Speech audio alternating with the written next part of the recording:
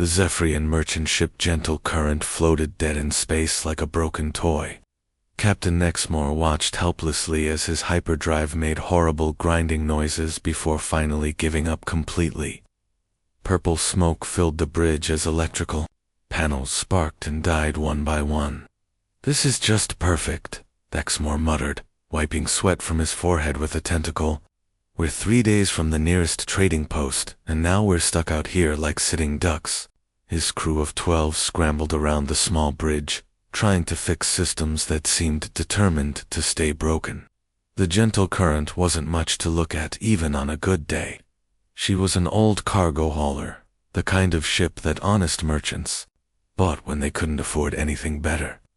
Her hull was patched in 17 different places, and her life support systems had a habit of making weird noises at night. Junior Communications Officer Velka was practically bouncing in his seat with panic.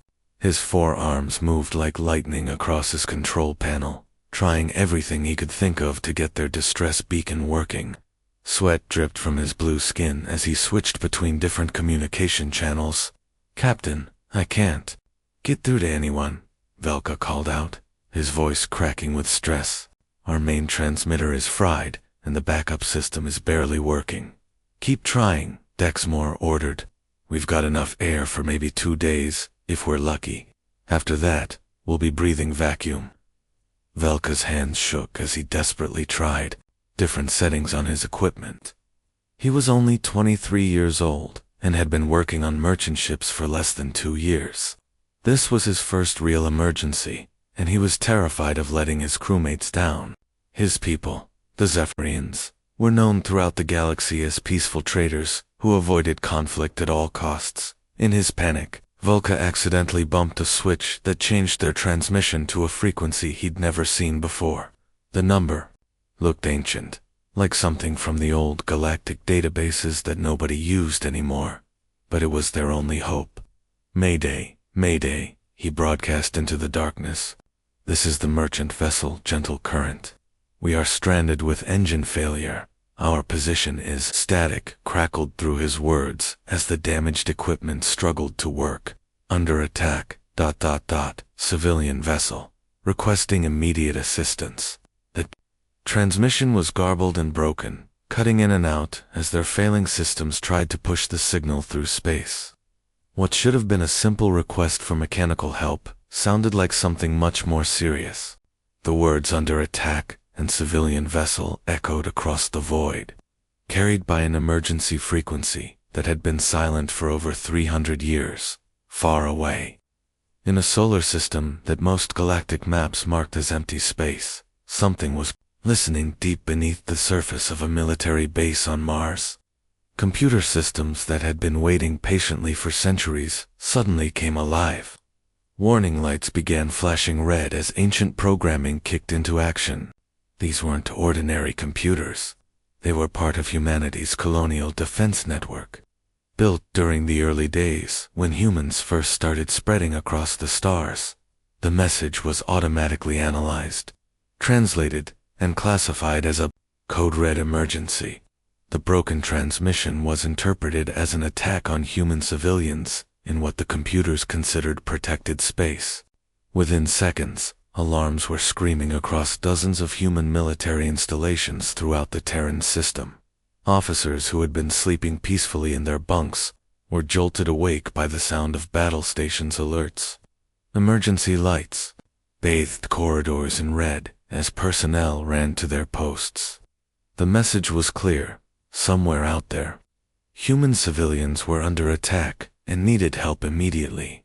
What Velka didn't know was that his accidental distress call had just woken up the most powerful military force in the known galaxy.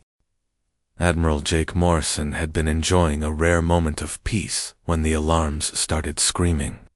He was in his private quarters aboard the UES Retribution, reading an old book about Earth's oceans, when the emergency klaxons shattered the silence like a hammer through glass.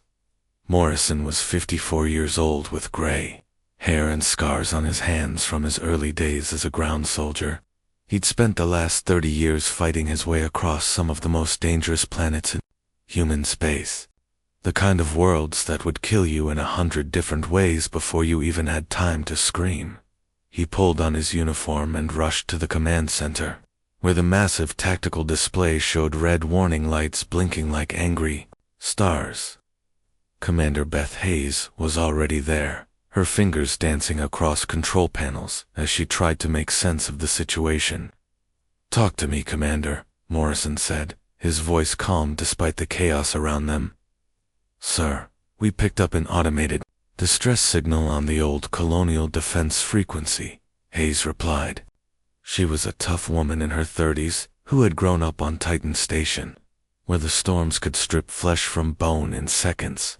The message was broken up, but our computers detected the words "under attack and civilian vessel." Morrison felt his jaw tighten. Human civilians under attack was something he took very personally.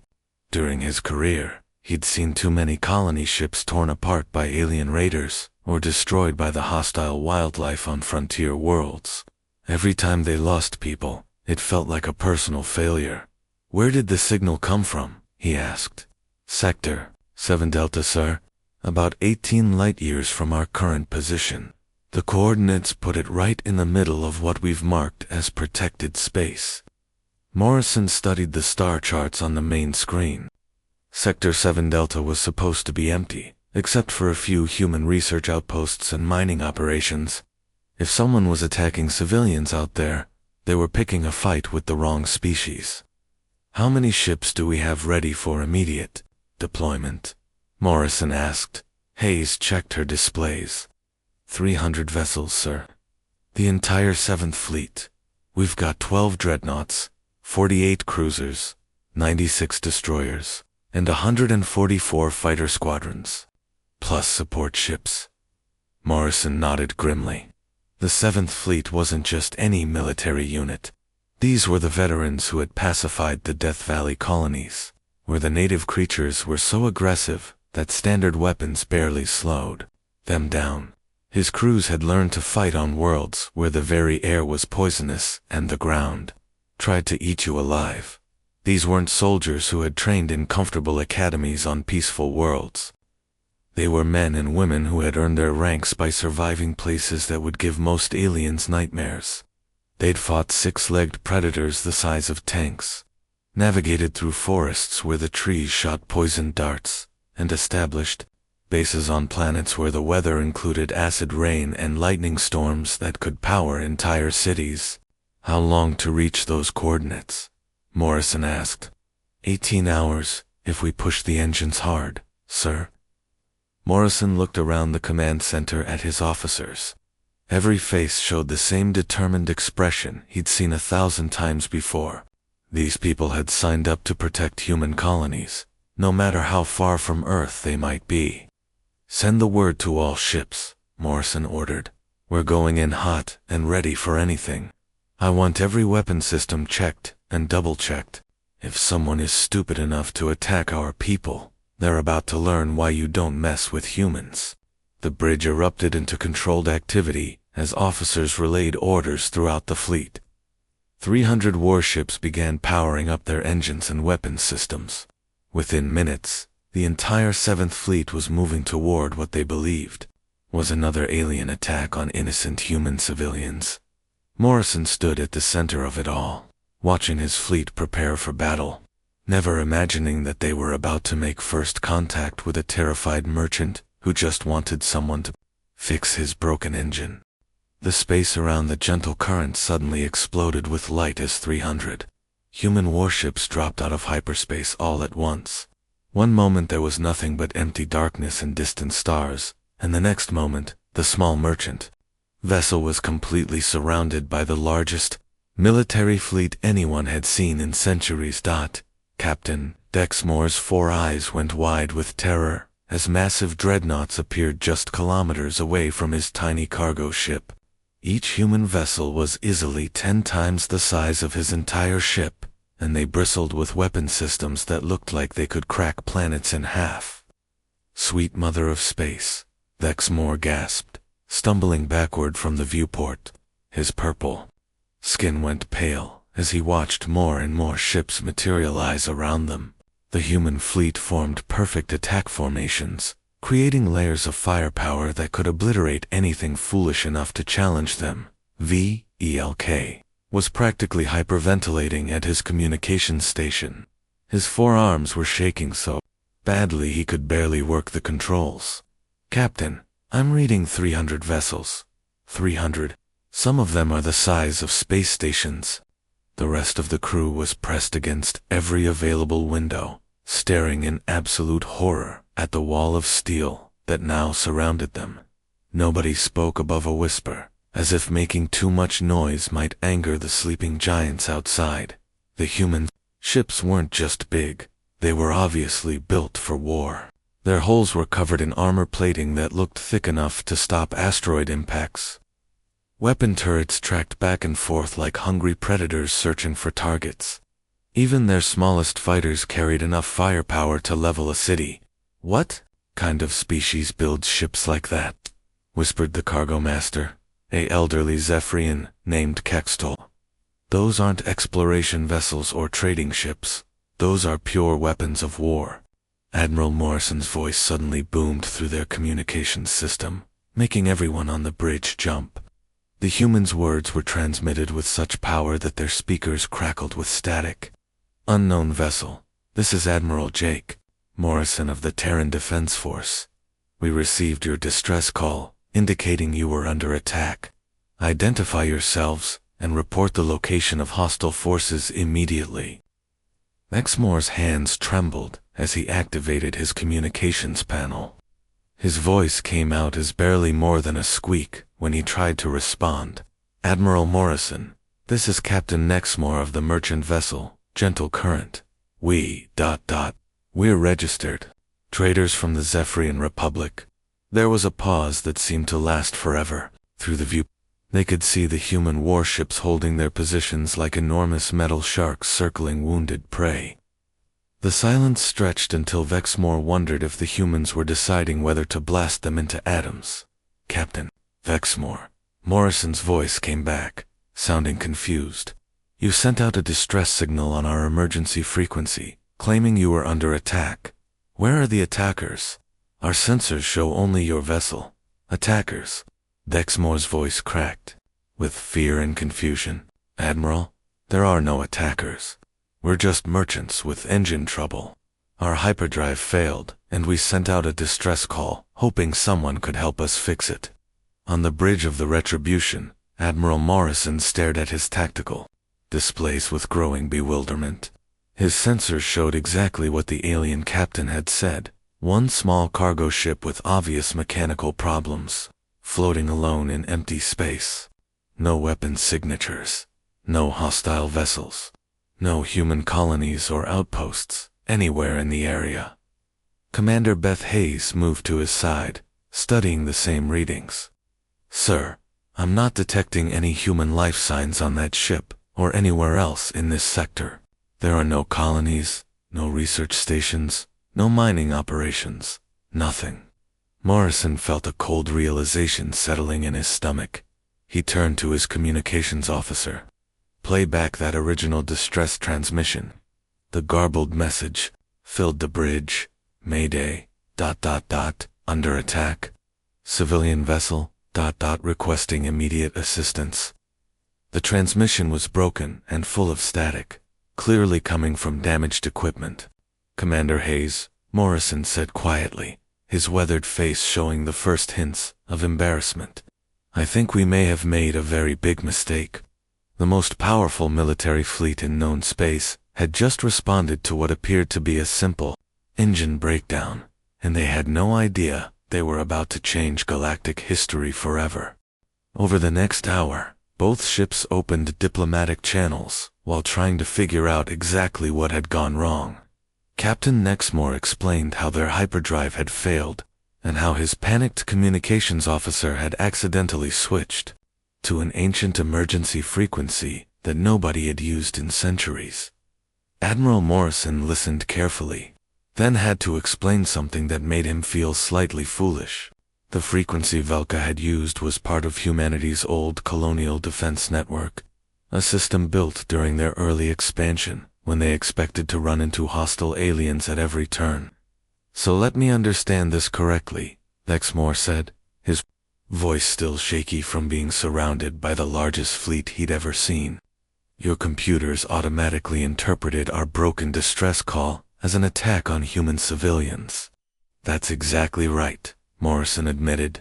Our systems are programmed to respond to any emergency transmission on that frequency. When they heard the words "under attack" and "civilian vessel," they assumed the worst and called in every available ship. Vexmore looked at the tactical display showing 300 human warships still surrounding his tiny cargo hauler.